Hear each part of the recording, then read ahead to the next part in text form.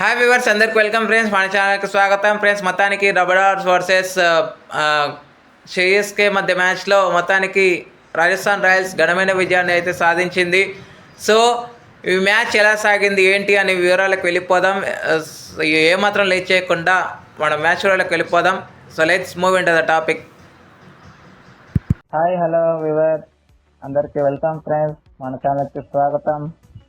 మా ఛానల్లో మీకు కనుక వీడియోస్ నచ్చితే లైక్ చేయండి, షేర్ చేయండి, కామెంట్ చేయండి మరియు సబ్స్క్రైబ్ చేయండి. మరిన్ని నోటిఫికేషన్స్ కోసం పక్కనే ఉన్న బెల్ ఐకాన్ని ఆల్ పైన ట్యాప్ చేయండి. ఆల్ పైన ట్యాప్ చేయడం ద్వారా మేము చేసే ప్రతి వీడియోలని, తాజా వీడియోలని నోటిఫికేషన్లో పొందగలరు. సో గైస్, ముందుగా రికార్డ్స్ మాట్లాడుకుందాం. రికార్డ్స్ అయితే క్రియేట్ అయ్యాయి నిన్నటి మ్యాచ్లో. సో రికార్డ్స్ ఏంటంటే వైభవ్ సూర్యవంశీ కారణంగా కొన్ని రికార్డ్స్ అయితే క్రియేట్ అయ్యాయి. వైభవ్ సూర్యవంశీ నిన్న 15 balls 50 చేశాడు కదా. సో దాంట్లో భాగంగా 4 రికార్డులు చెక్కు చెదిరాయని చెప్పుకోవచ్చు. దాంట్లో సురేష్ రైనా, అభిషేక్ శర్మ, ట్రావిస్ హెడ్, ఇషాన్ కిషన్ యొక్క రికార్డులు అయితే బ్రేక్ అయ్యాయి. 16 balls వాళ్ళు 50 చేశారు. సో ఆ రికార్డ్ని అయితే బ్రేక్ చేశాడు నిన్నటి మ్యాచ్లో వైభవ్ సూర్యవంశీ. అదేవిధంగా సిఎస్కే పైన విజయాలు సాధించినటువంటి టీమ్గా స్పష్టమైన ఆధిత్యాన్ని రాజస్థాన్ రాయల్స్ అయితే పొందుకుంది. అంటే గత కొన్ని సంవత్సరాల నుంచి 2020 నుంచి సిఎస్కే పైన సంపూర్ణమైన ఆధిపత్యం అయితే కొనసాగుతుంది. టోటల్గా వాళ్ళు 9 విన్నింగ్స్ అయితే, అంటే 11 మ్యాచెస్లో, గత 11 మ్యాచెస్లో 9 విన్నింగ్స్ అయితే అందుకున్నారు సిఎస్కే పైన. అండ్ అత్యల్ప ఇది టార్గెట్ ఏదైతే ఉందో 120+ టార్గెట్ ఛేదించినటువంటి 4వ టీంగా కూడా రాజస్థాన్ రాయల్స్ ఘనత అందుకుంది. దీంట్లో మొదటి ప్లేస్లో ఉన్నది సన్ రైజ్ హైదరాబాద్ 9.4. అదేవిధంగా Punjab kings second place 11.1. Next Deccan chargers 12 ఓవర్స్లో చేజ్ చేసింది. అదేవిధంగా ఇప్పుడు రాజస్థాన్ రాయల్స్ 12.1. సో ఇక ఏమాత్రం లేట్ చేయకుండా రివ్యూలోకి వెళ్ళిపోతే, టాస్ గెలిచి మొత్తానికి ఫీల్డింగ్ అయితే ఎంచుకున్నారు Rajasthan Royals captain Riyan Parag. So moisture ఉంది, ఓవర్కాస్ట్ కండిషన్స్ ఉన్నాయి, వర్షం పడింది. దాని కారణంగా 7-5కి టాస్ అయితే పడింది. దాన్ని చక్కగా యూటిలైజ్ చేసుకున్నారు. గుడ్ టాస్ టు విన్ అనేది ప్రూవ్ చేసుకున్నారు. ఎక్కడ కూడా రాజస్థాన్ రాయల్స్ బ్యాక్ ఫుట్ అనేది అడుగు పెట్టలేదు. సిఎస్కేని అయితే చాలా వరకు ప్రెషర్లకు అయితే నెట్టారని చెప్పుకోవచ్చు. సో ఓపెనింగ్ అనేది చాలా బ్యాడ్ అనేది చెప్పుకోవచ్చు. 14 runs దగ్గర ఫస్ట్ వికెట్ అయితే పడింది. సంజు శాంసన్ ఎల్లో జెర్సీ కలిసి రాలేనట్టుంది. ఒక్క మ్యాచ్తో మనం చెప్పలేము.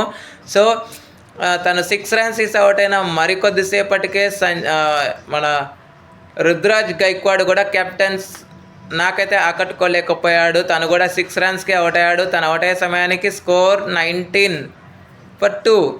తర్వాత ఆయుష్ మాత్రే 19 దగ్గరే తన యొక్క వికెట్ కూడా కోల్పోవడం విశేషం. తర్వాత మార్క్ షాట్ కూడా అవుట్ అవ్వడం, అలా వికెట్లు అయితే కోల్పోతూ వచ్చింది.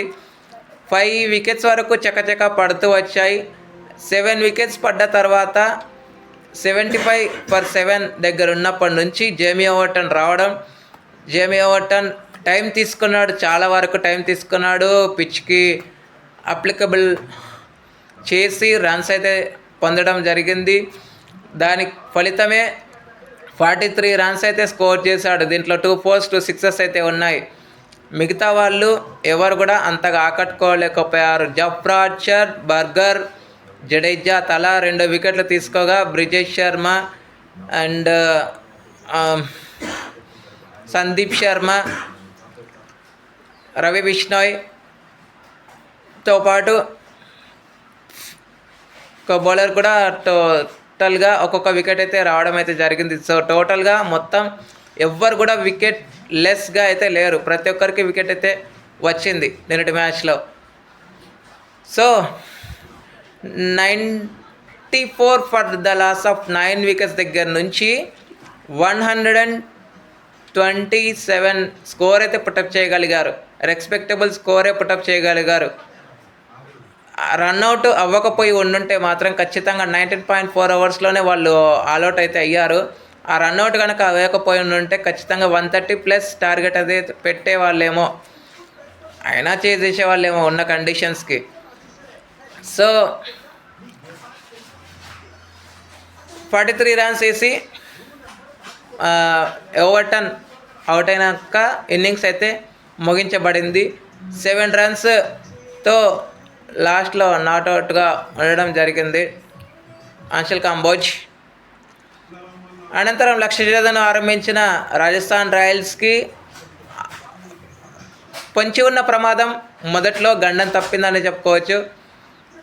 ఎందుకంటే ఎదుర్కొన్న మొదటి బాలే వైభవ్ సూర్యవంశీ గాల్లోకి లేపడం, బాల్ ఆ క్యాచ్ కూడా డ్రాప్ చేయడం, క్యాచ్తో పాటు మ్యాచ్ని కూడా దూరం చేసుకున్నారని చెప్పుకోవచ్చు. ఎందుకంటే దాని ఫలితమే అటాక్ అనేది చూసాం.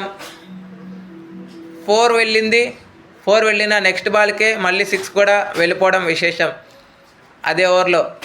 తర్వాత నుంచి ఎక్కడ కూడా ఇన్నింగ్స్ స్లో అవ్వకుండా ఉండడానికి తన వంతు ప్రయత్నం అయితే చేశాడు. ఆ ప్రయత్నం కూడా సఫలీకృతం అయితే అయ్యింది. సో 15 బాల్స్లో 50 చేసిన మరుక్షణమే 2 బాల్స్ ఆ తర్వాత ఎదుర్కొని 17 బాల్స్లో 51 రన్స్ అయితే చేసి అవుట్ అయ్యాడు.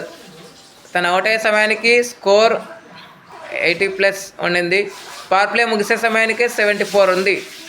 అక్కడ నుంచి 75 దగ్గర వికెట్ అయితే పడింది, ఫస్ట్ వికెట్, సారీ గైస్.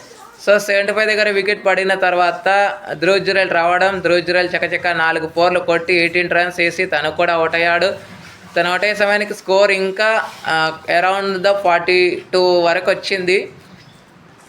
మిగతా పని రియాన్ పరాగ్, యశస్వి జైస్వాల్ పూర్తి చేశారు. ఆ పడిన 2 వికెట్లు కూడా అంశుల్ కాంబోజ్కే రావడం విశేషం. అండ్ ఫీల్డింగ్ కూడా అంతగా కలిసి రాలేదు సిఎస్కే కని చెప్పుకోవచ్చు.